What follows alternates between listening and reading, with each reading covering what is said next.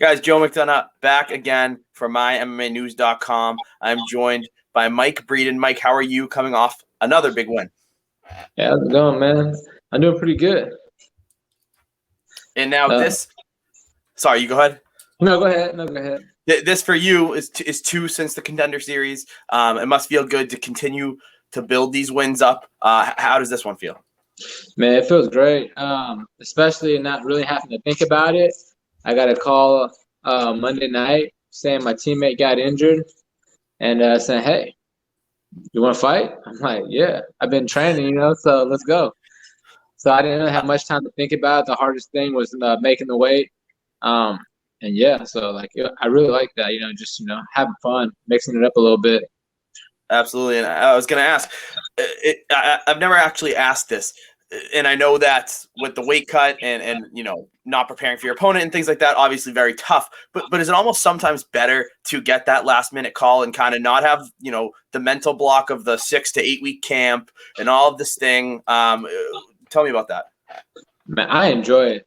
You know what I'm saying? Because it's you don't really have much time to overthink it and make them bigger than what they are. You just go out there and entertain. So I really personally like it better. Some guys don't. Some guys like to prepare the full 6 or 8 weeks for it. But I'm always training, 2 to 3 times a day, every day. So I love things like that, fighting on last minute. When it comes to preparation, you may have one of the best gyms in the world and coaches in the world when it comes to preparation in James Krause and Glory MMA. I've talked to James a couple times. It's like you're reading a book when you have a conversation with that guy. Just tell me about training under this guy and the whole team at Glory, the training partners, everything. It seems like Glory's had a huge 2 years, and that's continuing. Man, this gym is amazing. James Krause has built something special there, especially the coaching staff we got underneath him as well, because he can't be everywhere. So it's not just him. It's the team that he's built around him, all the other coaches as well. They're phenomenal. And, especially all the other guys that we have. Yeah, man, it's something special, man. He demands a schedule from us. And if you stick to that schedule, you see results. If you buy into what he's selling, promise you, it's sky's the limit. Yeah. So. And with James, there's also the fact that he's an entrepreneur and has all these, small businesses and all this other stuff that it's not too unbelievable that he's, by what he's selling, he's a pretty good salesman. It seems. Oh yeah, he's definitely good, and he's not gonna steer you wrong either, man. He's a great dude, and it shows. He's getting that money. 100%. And while he's still a contender in the UFC himself, which I think a lot of people forget, including myself, because it's just so crazy because we see him in the corner of a fighter every other weekend. So it's crazy how he does that, man. To do what he does and still compete at a high level is amazing. Mm-hmm. And this summer, obviously, Contender Series is coming back. Is that something that you're eyeing? Do are you hopeful to get that call, or what was the one time and now you want to get in a different way? Man, I want to get straight in, but I'll take it however I get it. You know what I'm saying? I'd rather just get in there, straight in on a last minute notice. I had an opportunity a few weeks ago, but I was just too heavy. Yeah. I was just a little bit too heavy, and I didn't want to miss weight my first fight in the UFC. So we did this one. Now my weight's a little lower, so I'll be ready for the next one.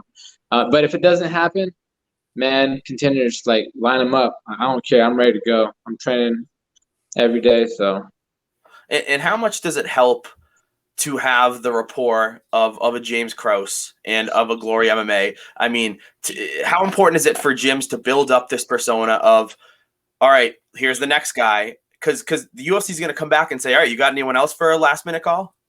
Yeah, it's very important because, we're, building up a rapport or a reputation that, what I'm saying, win, lose, or draw, we're coming to fight. Yeah. And, guys are going to be think twice about fighting our name. You know what I'm saying? Because, we're no joke. We come out and we perform. Win, lose, or draw, you're going to be in a fight. Mm-hmm. 100%. So they're definitely going to go to us to bring exciting fights to the fans. So that's what fans pay big money for, and that's what, they want to see action. That's what we bring. We up, down with the best of them, man. And I know that every time I see a Glory fighter, I'm excited as a fan watching, at home. Is there a certain cutoff date that you have in the sense of, okay, I haven't gotten the short notice call, I haven't got the Contender Series call, I'm going back to, whatever, and fighting again, just racking up wins? Is there a certain date, or are you fine waiting? Man, I'm fine waiting, but I just do whatever James and my management team says. Jason House, Joe Wooster, whatever they say goes. You know what I'm saying? Yeah. I'm trusting in them and having full belief in my team that I will get there. So, however, whatever it is, we're Yeah. gonna do it. And how much do you feel you learned from that Anthony Romero fight? I mean, a lot of people said arguably you versus Anthony Romero on Contender Series last year was two guys that should have already been in the UFC, the two most UFC ready guys. And then, of course, in the perfect world, neither of you get signed as you walk away from that. So that makes sense. But anyways, what was the biggest lesson learned from that? Man, I learned a lot. I mean, so many different. I don't know where to start, but just my mental toughness, man. I went through a lot of things to even get to that fight. I ended up having I had emergency life-saving surgery. I had internal bleeding going on with a bunch of adhesion in my stomach, like 7 weeks out prior to the fight. So I had surgery and was out for 4 weeks. So I only had 2.5 weeks to get ready for that fight. Jeez. And then when we get to Vegas, all my cornermen popped for COVID, winging it, no coaches, cutting weight with no coaches. Have a stranger in my corner, Eric, but he's amazing. He did what we could do. So it's just still to even get to the fight and laying it all out on the line and just fighting till the death. I wasn't going to give up. Those calf kicks added up, but I wasn't going to stop coming forward and putting on a show. I learned a lot, man, about myself. I dug deep, and that one hurt a lot. But hey, it just wasn't my time. He was a better man that night. Absolutely, man. And you're on your way there, anyways. And what a wild ride there. I mean, life-saving surgery, and then I knew about the corner. I didn't know about the life-saving surgery. Sheesh. Anyways. This time next year, so 1 year from now, 2022, where are you? What's the record? What promotion? All this stuff in the ideal world. Next year, 2022, man. I plan on being in the UFC, definitely with another win or two. I don't want to just stop here and just wait all year long. I want to stay active. That's one of Dana White's most important things is stay active. I don't want to sit on the shelf because in this game, people after a little while, people tend to forget about you unless you're active.